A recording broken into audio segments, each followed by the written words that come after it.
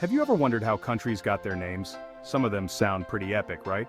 But let me tell you, the stories behind these names are often just as fascinating. Today, we're going to dive into the surprising, and sometimes downright weird, stories behind how 20 countries got their names. Let's start with Algeria. Its name comes from the Arabic word Al-Jazair, meaning the islands. Back in the day, there were small islands off the coast of Algiers, and that's what the country was named after. But here's the twist. The islands are gone now, either submerged or connected to the mainland over time. So, Algeria's name is a memory of something that doesn't even exist anymore. Pretty wild, right? Argentina's name comes from the Latin word argentum, meaning silver. Early explorers believed the region was rich in silver, hence the name. Spoiler alert, they didn't find much silver. But hey, at least the name stuck, right? America, as you might know, wasn't named after Christopher Columbus. Instead, it was named after Amerigo Vespucci, an Italian explorer who was one of the first Europeans to suggest that the New World wasn't part of Asia, but its own continent. So yeah, we got America from Amerigo. England's name is as straightforward as it gets. It literally means land of the Angles, a Germanic tribe that settled there. Not to be confused with Angles, the geometry kind, although you could say England has had some sharp rulers. Fun fact, Iceland is named for ice, even though it's pretty green. And Greenland? Mostly covered in ice. Talk about mixed signals. I feel like someone swapped the labels when nobody was looking. Australia comes from the Latin word australis, meaning southern. Early explorers believed there was a massive unknown southern land. They weren't totally wrong, but can you imagine if they'd called it really far away land? Glad they went with something fancier.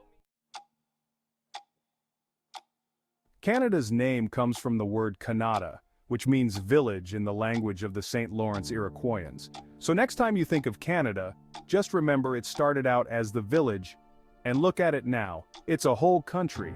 Not bad for a little Canada.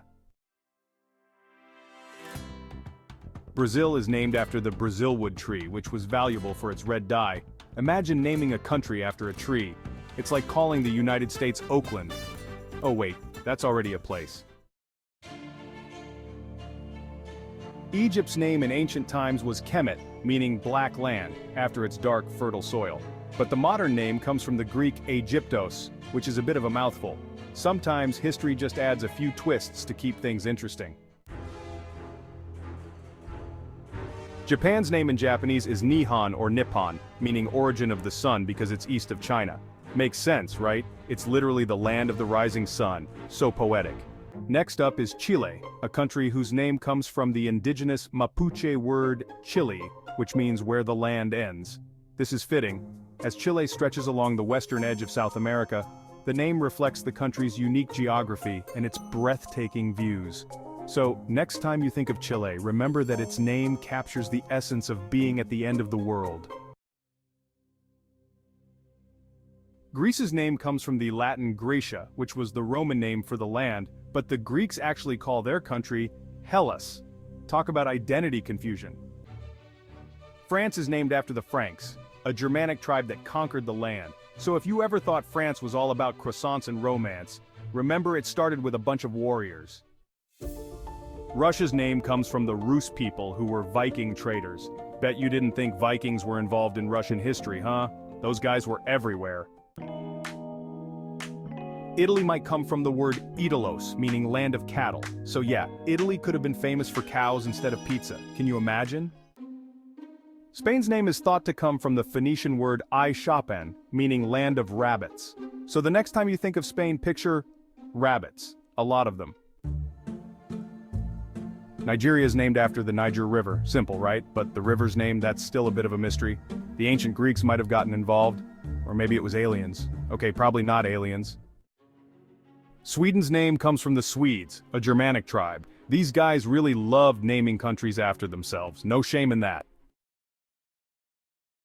Mexico comes from Mexico, the name of the Aztecs' heartland. That's right, it was all about the Aztecs before tacos took over. Thailand means land of the free. Unlike many of its neighbors, it was never colonized.